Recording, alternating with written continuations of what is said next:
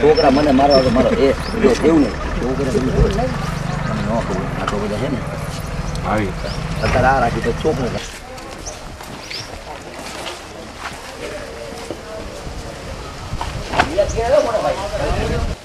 વધારેલા આપણા આદરણીય ધારાસભ્ય શ્રી કાંતિભાઈ અમૃતિયા, અમારી સાથે વધારેલા કેએસભાઈ પટેલ, રવિભાઈ, રણજીભાઈ, ડાયાભાઈ, અનુભા, ગામે ગામથી વધારેલા સરપંચીઓ, આગેવાનો, ગામના વડીલો, આગેવાનો, યુવાન મિત્રો, આપણા ગામ વતી આવેલા મહેમાનોનું, આગેવાનોનું સ્વાગત કરું.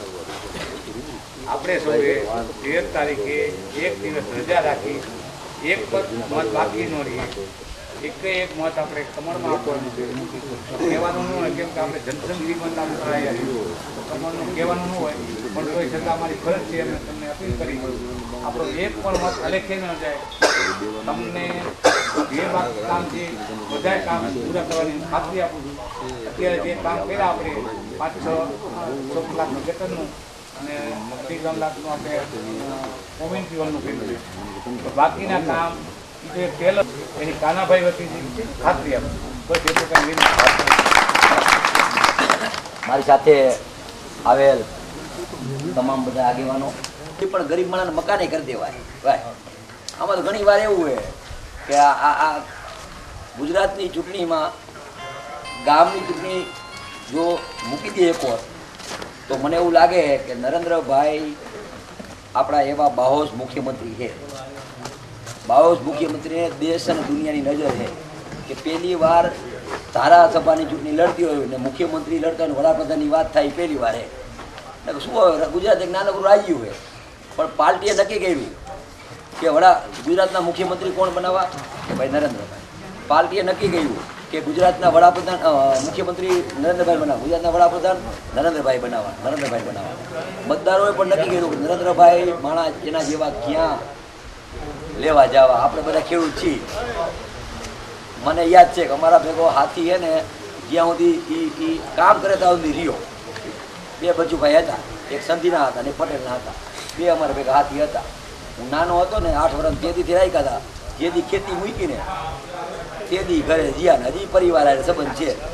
કારણ કે આવો હાથી મળતો હોય અને અમે તો બધા વગણ મસાલાવાળા ભાઈ. ઓલા ઘીગોળ દેવો પડે, ચા મૂકવું પડે, 4-5 હજાર રૂપિયા 12 મહિના તે ભાવ હતા. તો આ નરેન્દ્રભાઈ 11 વર્ષમાં એક દી રજા નથી. આજે આ સરકાર કોઈના ખીચામાં ન આપે કાંઈ. સારી સરકાર હોય તો આ જમીનના આપણા 20,000 હતા, 20 લાખ થયા ને આ વિકાસ. અને 20 હજી સારું થાય તો 20 30 થાય. અને એમાં મેર પડે 5-10 વીઘા વેચીને છોકરાને હરકી સેટ કરી દેવાય ભાઈ. પછી બીજી જમીન બીજે કાંઈક લઈ લેવાય. અને વેચવાનું કહેતો નથી પણ પછી કાંઈ આપણે હાથ કરવાનું કે કાંઈક તો કોઈની હારે થવું જ નહીં. આપણે પણ સેટ કરતા આવડે. મને અમારા મિત્ર હે અહીંયા અમારા જમાદાર હે જૂના મારા મિત્ર અત્યારે પોલીસમાં હે મારા જેતપુરથી હું આવેલી એ મારા જૂના મિત્ર. આમાં ઉપર શું આવે આપણે ખબર છે પણ એવું નથી. હમણાં જ નર્મદાનું પાણી આવશે. આપણે જ્યાં જે ખેતીની ઉપજ નથી લીધી ને એ ખેતીની ઉપજ લીધી કિંમતે વધારવી છે. નર્મદાનું પાણી ટૂંક સમયમાં આવવાનું. પાવડિયા મહિનામાં પહોંચવાનું પાઇપલાઇન કાઢીને ઘોડે પાડ્યો કંટાળીને મથુરમાં પાણી થોડુંક મોડું પહોંચવાનું વરા પછી. પાણી આવ્યા પછી ઇઝરાયલ કોઈ આપણે ખેતી કરી તો આપણે શું જરૂર છે?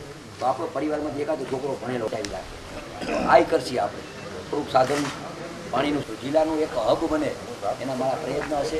નવલખી બંદર ડેવલપમેન્ટ થાય તો આપણો મોરબીનો હબ વધે. મીઠા ઉદ્યોગ છે એને કઈ રીતે ડેવલપમેન્ટ થાય એ પણ તો હબ બને એવા મારા પૂરા પ્રયત્ન હશે.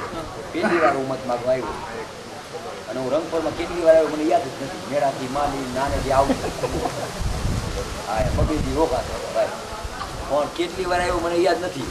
મત માગવા પહેલી વાર આવ્યો તો એમાં કાંઈ ખામી રાખી હાલે નહીં હો. કોઈ ધારાસભ્ય ન હોય અને જે ગામમાં 40 વાર આવ્યો 50 વાર આવ્યો છું. મારી આ ઉંમરમાં 50-60 વાર આવ્યો એથી વધારે.